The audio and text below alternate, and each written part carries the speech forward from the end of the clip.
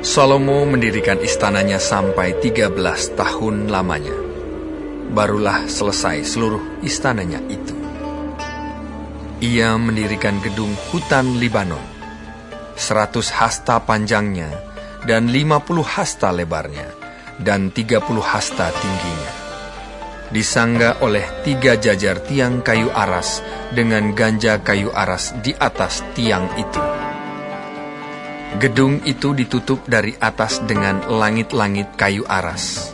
Di atas balok-balok melintang yang disangga oleh tiang-tiang itu. 45 jumlahnya, yakni 15 sejajar.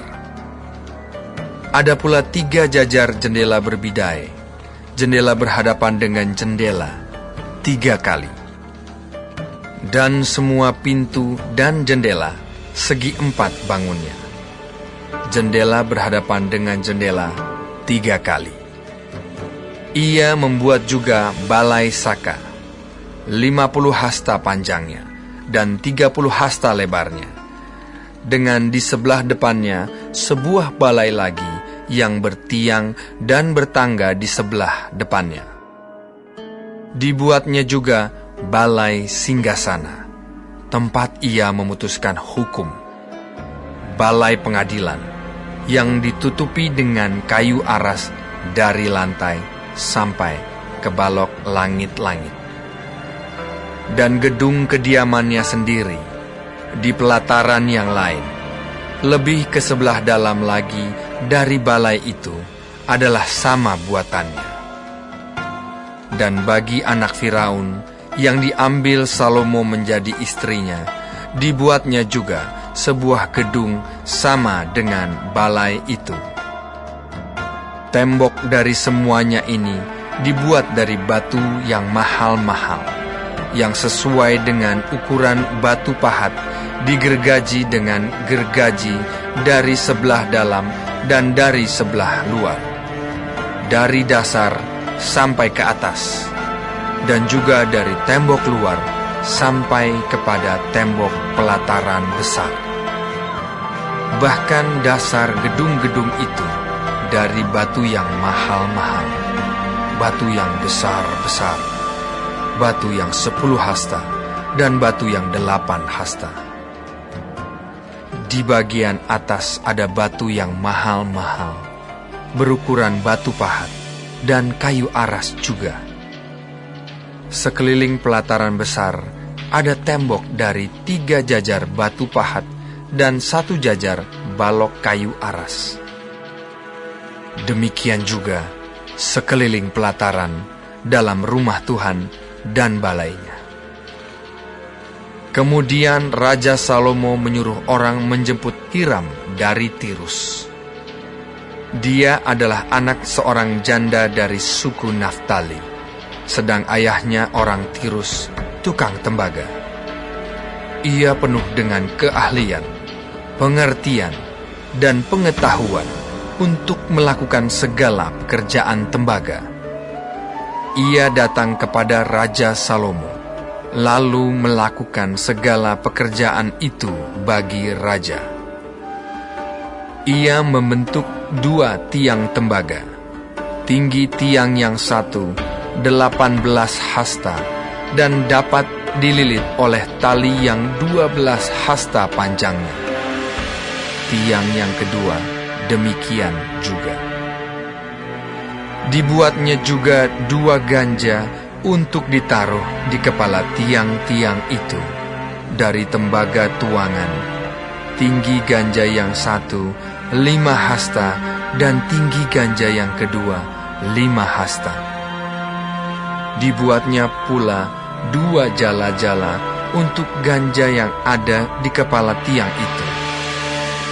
Jala-jala itu semacam kawat berpilin, semacam untaian rantai. 1 jala-jala untuk ganja yang satu, dan 1 jala-jala untuk ganja yang kedua. Kemudian dibuatnya juga buah-buah delima, 2 jajar berkeliling pada jala-jala yang satu, untuk menutupi ganja yang di ujung tiang itu, dan demikian pula dibuatnya pada ganja yang kedua. Dan ganja yang di kepala tiang dekat balai depan itu berbentuk bunga bakung, tingginya 4 hasta, yakni ganja-ganja yang di atas kedua tiang itu, di sebelah atas sekali, lewat jala-jala yang meliliti perut ganja itu. Dan buah-buah delima ada 200 berjajar, berkeliling pada ganja yang satu. Demikian juga pada ganja yang kedua. Kemudian tiang-tiang itu didirikannya dekat balai ruang besar. Ketika ia mendirikan tiang kanan, ia menamainya Yakin. Ketika ia mendirikan tiang kiri, ia menamainya Boas. Dan setelah bentukan bunga bakung itu ditaruh di kepala tiang-tiang itu, maka siaplah pekerjaan membuat tiang-tiang itu. Kemudian dibuatnyalah laut, tuangan yang 10 hasta dari tepi ke tepi, bundar keliling, 5 hasta tingginya, dan yang dapat dililit berkeliling oleh tali yang 30 hasta panjangnya. Dan di bawah tepinya ada gambar buah labu yang mengelilinginya sama sekali, 10 dalam sehasta, merangkum laut itu berkeliling. Labu itu 2 jajar, dituang setuangan dengan bejana itu.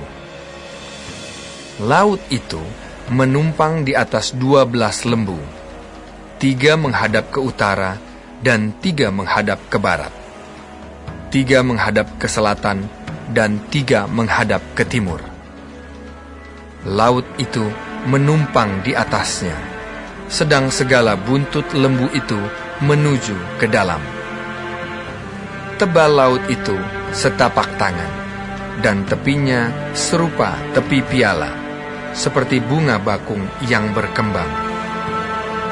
Laut itu dapat memuat 2.000 bat air. Selanjutnya, dibuatnya 10 kereta penopang dari tembaga. 1 kereta 4 hasta panjangnya, 4 hasta lebarnya, dan 3 hasta tingginya. Beginilah bentuk kereta penopang itu. Ada papan penutupnya, dan papan itu diapit oleh bingkai. Dan pada papan penutup yang diapit oleh bingkai itu ada singa, lembu, dan kerub, dan demikian juga pada bingkai itu. Di sebelah atas dan di sebelah bawah singa dan lembu itu ada karangan-karangan bunga yang tergantung. Pada 1 kereta penopang ada 4 roda tembaga dengan poros tembaga, dan pada keempat penjurunya ada sangga untuk menyangga bejana pembasuhan. Sangga-sangga itu dituang, dan di sebelah luar setiap sangga ada karangan bunga. Dan mulut kereta penopang itu ada di sebelah dalam sangga-sangga itu, menonjol ke atas 1 hasta. Mulutnya itu bundar, buatannya sebagai tumpuan, dan dalamnya 1,5 hasta. Juga pada mulutnya itu ada ukiran, tetapi papan-papan penutupnya 4 persegi, jadi tidak bundar. Keempat roda itu ada di bawah papan penutup, dan tangan-tangan roda itu ada pada kereta penopang itu, dan tinggi 1 roda ialah 1,5 hasta. Dan buatan roda itu seperti buatan roda kereta, tetapi tangan-tangannya, lingkarnya, jari-jarinya, dan napnya, semuanya tuangan. Keempat sangga pada keempat sudut setiap kereta penopang adalah seiras dengan kereta itu. Dan di sebelah atas kereta penopang itu ada leher bundar berkeliling, 1/2 hasta tingginya. Di sebelah atas kereta itu ada pula topang-topang dan papan penutup yang seiras dengan dia. Maka pada muka topang-topangnya itu dan pada papan-papan penutupnya diukirkannyalah kerub, singa, dan pohon korma, masing-masing menurut tempat yang ada, dan karangan bunga sekeliling.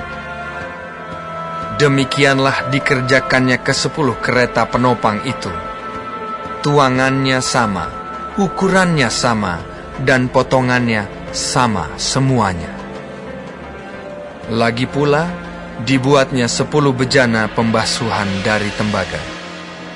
Setiap bejana dapat memuat 40 bat air. Setiap bejana 4 hasta besarnya, dan ada 1 bejana di atas setiap kereta dari ke-10 kereta penopang itu.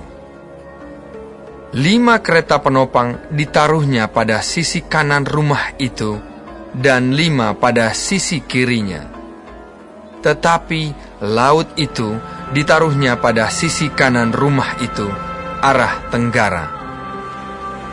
Dan Hiram membuat juga kuali-kuali, penyodok-penyodok, dan bokor-bokor penyiraman. Demikianlah Hiram menyelesaikan segala pekerjaan yang harus dilakukannya bagi Raja Salomo di rumah Tuhan, yakni kedua tiang dengan kedua bulatan ganja yang di kepala tiang itu, dan kedua jala-jala yang menutup kedua bulatan ganja itu, 400 buah delima untuk kedua jala-jala itu, 2 jajar buah delima untuk 1 jala-jala, guna menutupi kedua bulatan ganja yang di atas tiang itu. Ke-10 kereta penopang, dan ke-10 bejana pembasuhan yang di atas kereta itu. Laut yang 1 itu, dan ke-12 lembu yang di bawah laut itu. Kuali-kuali, penyodok-penyodok, dan bokor-bokor penyiraman. Segala perlengkapan yang dibuat Hiram bagi Raja Salomo di rumah Tuhan itu adalah dari tembaga yang diupam. Raja menuang semuanya itu di lembah Yordan, di dalam tanah liat antara Sukot dan Sartan. Dan Salomo membiarkan segala perlengkapan itu tidak ditimbang, karena jumlahnya yang amat besar. Berat tembaga itu tidaklah terhitung. Salomo membuat juga segala perlengkapan yang ada di rumah Tuhan, yakni mezbah emas dan meja emas tempat menaruh roti sajian. Kandil-kandil dari emas murni, 5 di sebelah kanan dan 5 di sebelah kiri, di depan ruang belakang. Kembang-kembangnya, lampu-lampunya, dan sepit-sepitnya dari emas. Pasu-pasunya, pisau-pisaunya, bokor-bokor penyiramannya, cawan-cawannya, dan perbaraan-perbaraannya dari emas murni. Engsel-engsel untuk pintu ruang dalam, yakni tempat Maha Kudus, dan engsel-engsel untuk pintu ruang besar bait suci dari emas. Maka genaplah segala pekerjaan yang dilakukan Salomo di rumah Tuhan itu. Kemudian Salomo memasukkan barang-barang kudus Daud, ayahnya, dan menaruh perak, emas, dan barang-barang itu dalam perbendaharaan rumah Tuhan.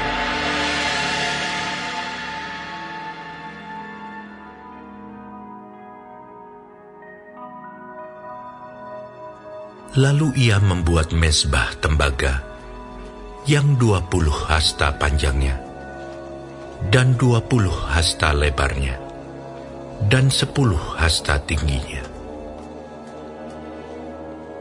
Kemudian dibuatnyalah laut tuangan yang 10 hasta dari tepi ke tepi, bundar keliling 5 hasta tingginya, dan yang dapat dililit berkeliling oleh tali yang 30 hasta panjangnya. Di sebelah bawah tepinya ada gambar lembu-lembu yang mengelilinginya sama sekali. 10 dalam sehasta, merangkum laut itu berkeliling.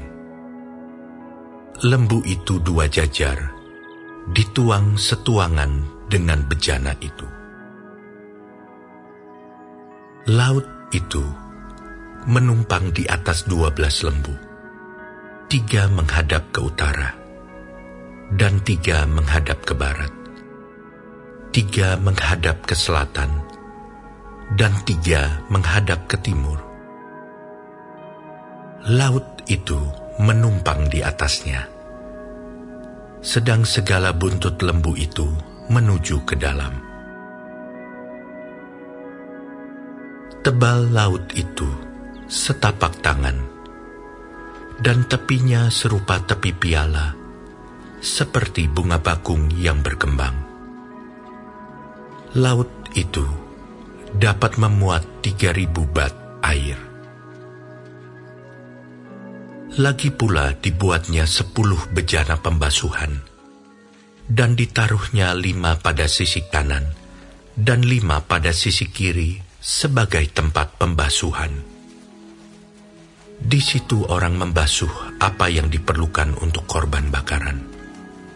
Sedang laut itu adalah untuk para imam sebagai tempat membasuh.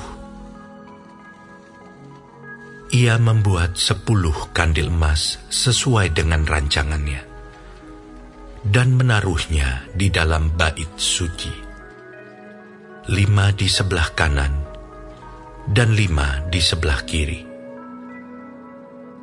Selanjutnya ia membuat 10 meja dan menempatkannya di dalam bait suci, 5 di sebelah kanan dan 5 di sebelah kiri. Ia membuat pula 100 bokor penyiraman dari emas. Ia membuat juga pelataran para imam, halaman besar, dan pintu-pintu halaman itu. Pintu-pintu itu dilapisinya dengan tembaga. Laut itu ditaruhnya pada sisi kanan, arah tenggara. Dan Huram membuat juga kuali-kuali, penyodok-penyodok, dan bokor-bokor penyiraman. Demikianlah Huram menyelesaikan pekerjaan yang harus dilakukannya bagi Raja Salomo di rumah Allah, yakni kedua tiang, dengan kedua bulatan ganja di kepala tiang itu, kedua jala-jala yang menutup kedua bulatan ganja itu, 400 buah delima untuk kedua jala-jala itu, 2 jajar buah delima untuk 1 jala-jala, guna menutupi kedua bulatan ganja yang di atas tiang itu. Juga telah dibuatnya kereta-kereta penopang dan bejana-bejana pembasuhan yang di atas kereta-kereta itu. Laut yang 1 itu dan ke-12 lembu di bawahnya. Kuali-kuali, penyodok-penyodok, garpu-garpu, dan segala perlengkapan lain yang dibuat Huram-Abi bagi Raja Salomo untuk rumah Tuhan adalah dari tembaga upaman. Raja menuang semuanya itu di lembah Yordan, di dalam tanah liat, antara Sukot dan Zereda. Salomo membuat segala perlengkapan itu dalam jumlah yang amat besar, sehingga berat tembaga itu tidaklah terhitung. Salomo membuat juga segala perlengkapan yang ada di rumah Allah, yakni mezbah dan meja-meja tempat menaruh roti sajian. Lagi pula kandil-kandil dari emas murni dengan pelita-pelitanya untuk dinyalakan di depan ruang belakang sesuai dengan peraturan. Kembang-kembangnya, pelita-pelitanya, dan sepit-sepitnya dari emas. Semuanya dari emas murni. Pisau-pisaunya, bokor-bokor penyiramannya, cawan-cawannya, dan perbaraan-perbaraannya dari emas murni. Juga pintu masuk rumah itu, dan pintu-pintu yang di sebelah dalam ke tempat Maha Kudus, dan pintu-pintu ke ruang besar bait suci, semuanya dari emas.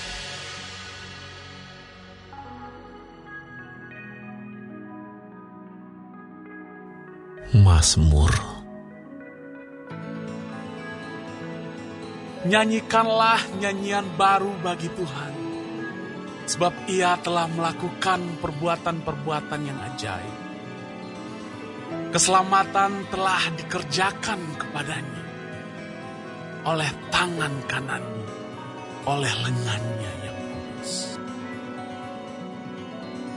Tuhan telah memperkenalkan keselamatan yang daripadanya, telah menyatakan keadilannya di depan mata bangsa-bangsa. Ia mengingat kasih setia dan kesetiaannya terhadap kaum Israel. Segala ujung bumi telah melihat keselamatan yang daripada Allah kita.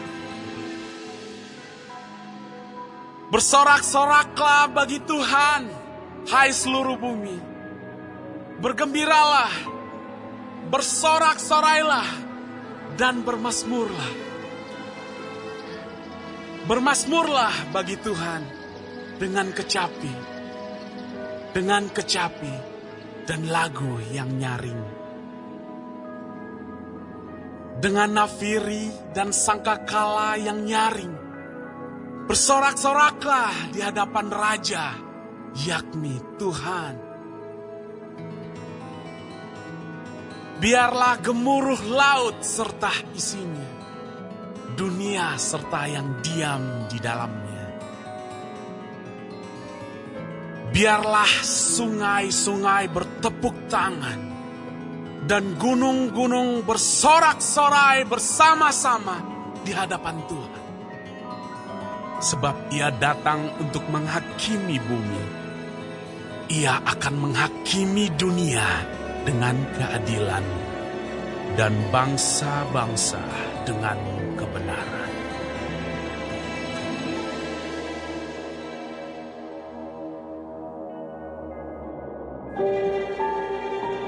Karena itu, hai manusia, siapapun juga engkau yang menghakimi orang lain, engkau sendiri tidak bebas dari salah.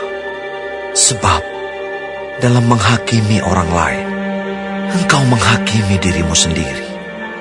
Karena engkau yang menghakimi orang lain melakukan hal-hal yang sama. Tetapi kita tahu bahwa hukuman Allah berlangsung secara jujur atas mereka yang berbuat demikian. Dan engkau, hai manusia, engkau yang menghakimi mereka yang berbuat demikian, sedangkan engkau sendiri melakukannya juga. Adakah engkau sangka bahwa engkau akan luput dari hukuman Allah? Maukah engkau menganggap sepi kekayaan kemurahannya, kesabarannya, dan kelapangan hatinya? Tidakkah engkau tahu bahwa maksud kemurahan Allah ialah menuntun engkau kepada pertobatan? Tetapi oleh kekerasan hatimu yang tidak mau bertobat, engkau menimbun murka atas dirimu sendiri. Pada hari waktu mana murka dan hukuman Allah yang adil akan dinyatakan. Ia akan membalas setiap orang menurut perbuatannya, yaitu hidup kekal kepada mereka yang dengan tekun berbuat baik, mencari kemuliaan, kehormatan, dan ketidakbinasaan. tetapi murka dan geram kepada mereka yang mencari kepentingan sendiri, yang tidak taat kepada kebenaran, melainkan taat kepada kelaliman. Penderitaan dan kesesakan akan menimpa setiap orang yang hidup yang berbuat jahat.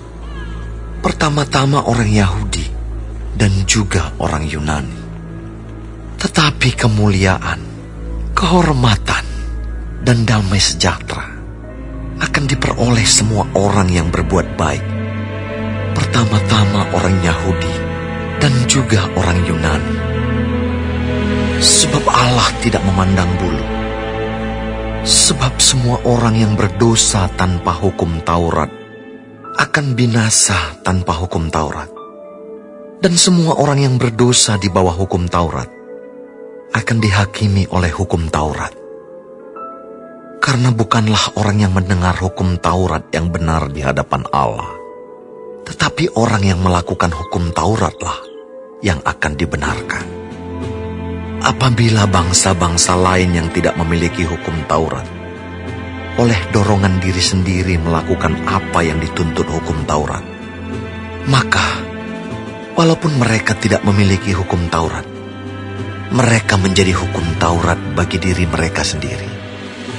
Sebab dengan itu, mereka menunjukkan bahwa isi hukum Taurat ada tertulis di dalam hati mereka, dan suara hati mereka turut bersaksi, dan pikiran mereka saling menuduh atau saling membela. Hal itu akan nampak pada hari bila mana Allah, sesuai dengan Injil yang kuberitakan, akan menghakimi segala sesuatu yang tersembunyi dalam hati manusia oleh Kristus Yesus. Tetapi jika kamu menyebut dirimu orang Yahudi dan bersandar kepada hukum Taurat, bermegah dalam Allah, dan tahu akan kehendaknya, dan oleh karena diajar dalam hukum Taurat, dapat tahu mana yang baik dan mana yang tidak, dan yakin bahwa engkau adalah penuntun orang buta, dan terang bagi mereka yang di dalam kegelapan, pendidik orang bodoh, dan pengajar orang yang belum dewasa. Karena dalam hukum Taurat, engkau memiliki kegenapan segala kepandaian dan kebenaran. Jadi, bagaimanakah engkau yang mengajar orang lain? Tidakkah engkau mengajar dirimu sendiri? Engkau yang mengajar, jangan mencuri. Mengapa engkau sendiri mencuri? Engkau yang berkata, jangan berzina. Mengapa engkau sendiri berzina? Engkau yang jijik akan segala berhala, mengapa engkau sendiri merampok rumah berhala? Engkau bermegah atas hukum Taurat, mengapa engkau sendiri menghina Allah dengan melanggar hukum Taurat itu? Seperti ada tertulis, sebab oleh karena kamulah nama Allah dihujat di antara bangsa-bangsa lain.